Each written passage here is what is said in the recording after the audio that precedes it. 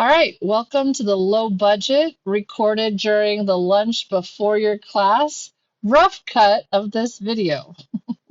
Don't worry, I'm going to go back and fix this sometime this summer.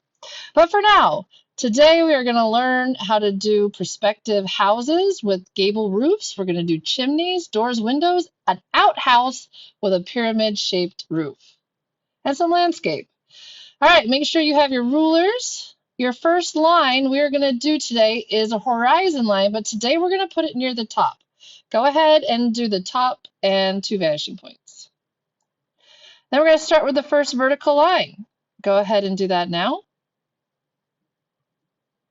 We're going to take the top and the bottom of that vertical line to both vanishing points.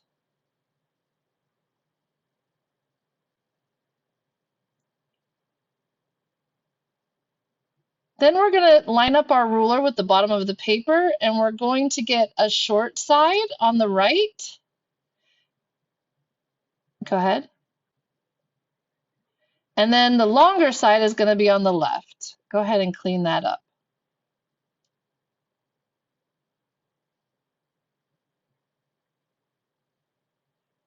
Now notice we're missing the roof, but today we're going to be making a gable roof. The first step to a gable roof is an X through the short side. Go ahead.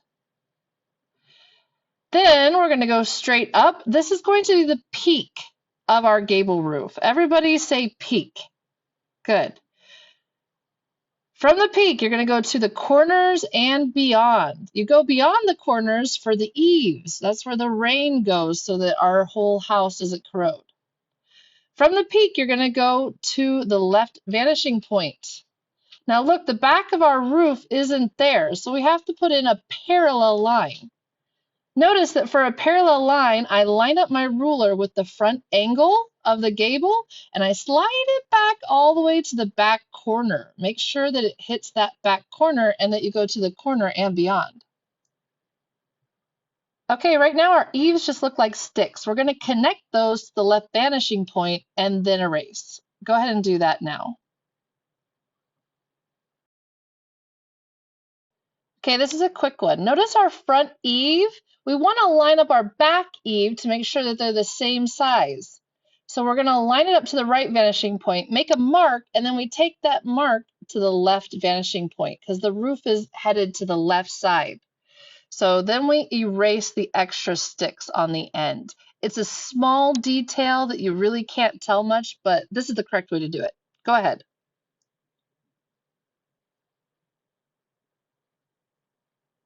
Erase all of your guidelines so that we can put some details on this home.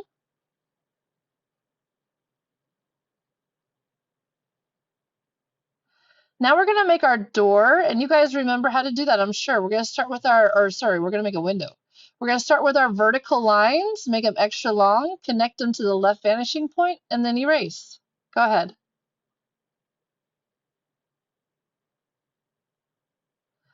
Now we got to get the eaves. So we're going to make an X, find the middle, take the middle to the left vanishing point, and then we take it straight up through the middle and go for the vertical eave. Go ahead and do that. Okay, now I'm going to just sketch in some of the details where I can see the eave be a little bit thicker.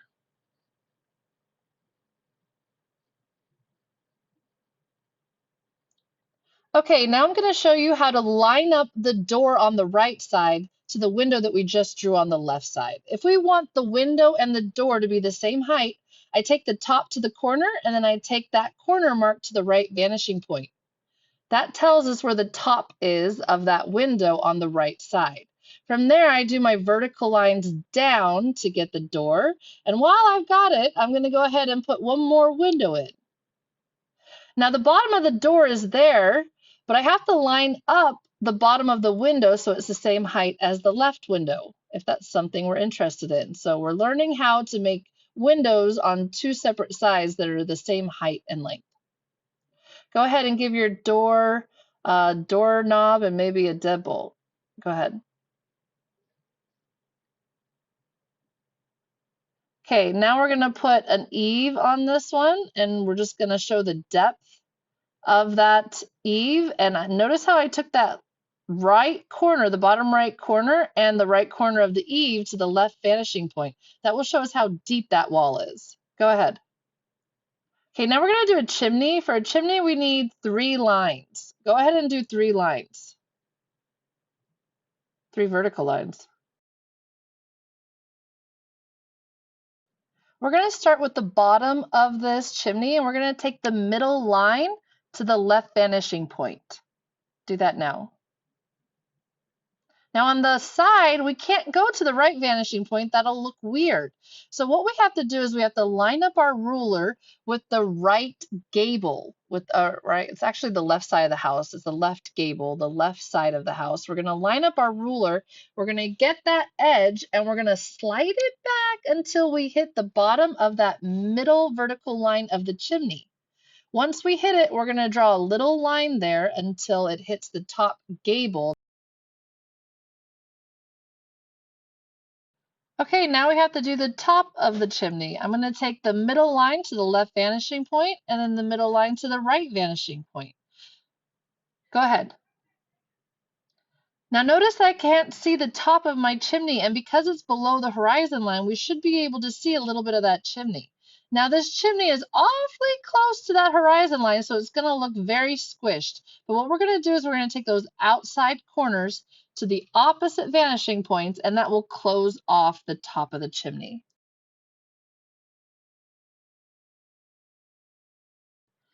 Okay, so up next, we are going to draw a sidewalk out from the bottom corners of the door that will go away from the left vanishing point.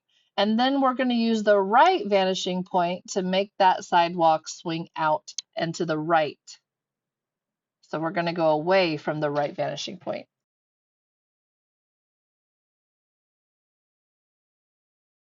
Now our house looks good, but we have 2 windows without curtains, so we should be able to see through those windows to the floor inside. So what I'm going to do is I'm going to line my right bottom corner of the house up with the opposite vanishing point, the left vanishing point, and anywhere that I see that line go through one of the windows, I draw it.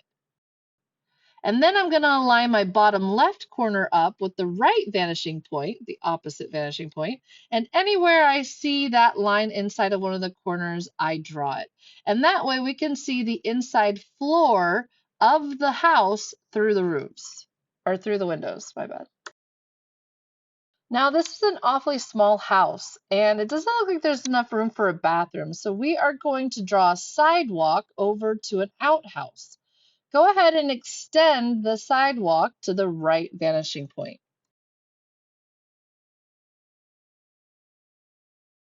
Now, because we want the outhouse to line up with the sidewalk in the house, I'm going to extend the top and the bottom corners of the house toward the right vanishing point so that I can make the outhouse the same height as the house.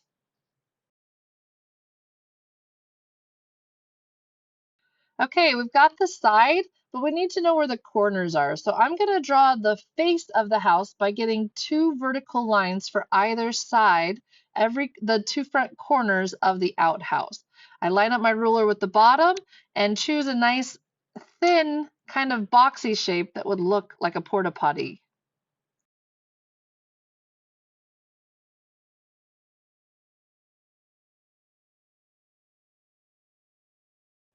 Take the top and bottom of the left corner to the left vanishing point, and then close off that side with a vertical line. Now notice that I'm missing the top of my box, and also my back corner is kind of lined up with the front corner of my house. You could make yours longer, skinnier than mine. That's kind of bad luck, but it looks fine, so it'll be good. Go ahead.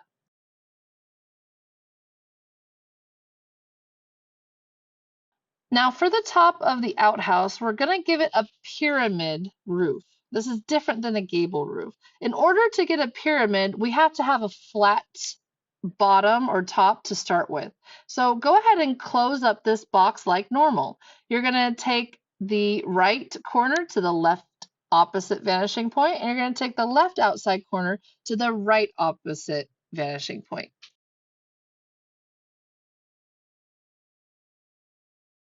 We're going to put a door on the front. We're going to get the horizontal lines. But for the top, we have to line it up with the other door so that the doors look like they're the same height. And then I go ahead and draw a little moon. I don't know if you know this, but old-timey outhouses used to have a moon in there so that you could tell if someone was in there. I don't know. Go ahead.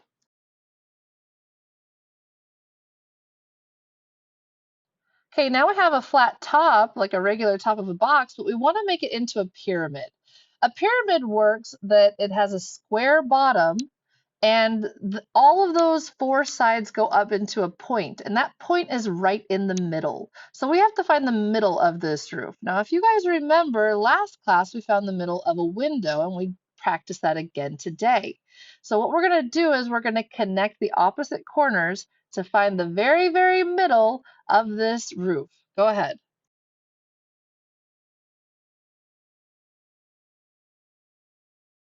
From the very middle, we want to go straight up, and that is going to take us lining up. I'm going to take it all the way up as high as I want my pyramid to go, and that is going to give us the peak of the pyramid, the very tippity top. And I just go ahead and erase the whole top, okay? I haven't erased my corners. Okay.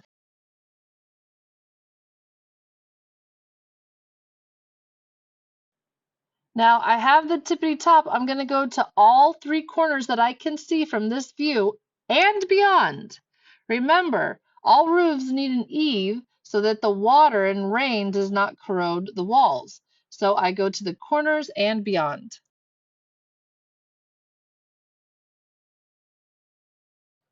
Then I line up each side with each side's vanishing point and extend those eaves so that the walls of the pyramid look longer and extended off of the pyramid. Go ahead.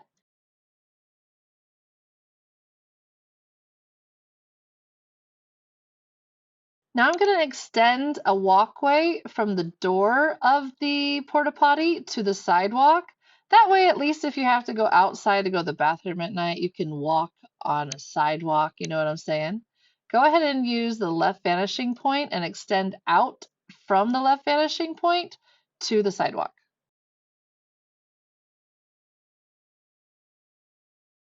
Okay, now our perspective is done, but we're going to do some background. We're going to put in some mountains in the background, but I want you to make one area dip lower than the horizon line. Okay, wherever the horizon line is hidden by the mountains, we're going to erase it. Go ahead.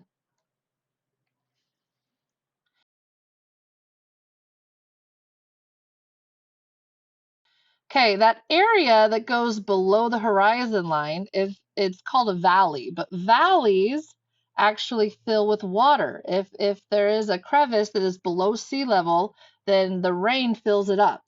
Okay, so that area is going to turn into a lake, which is going to turn into a stream.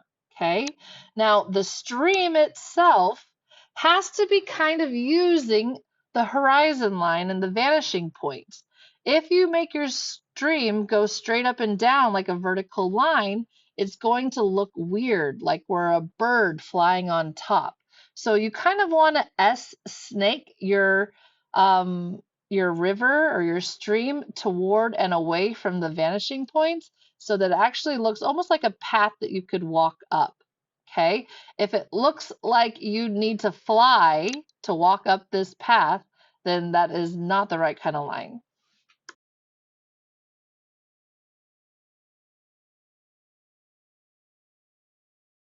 Now I'm just going to fill in and fix some of the horizon line.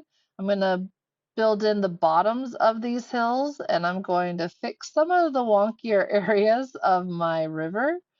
Some of my corners look too vertical, and so I have to make them a little bit more diagonal, a little bit more angled. If they go straight up and down, it looks weird like a waterfall.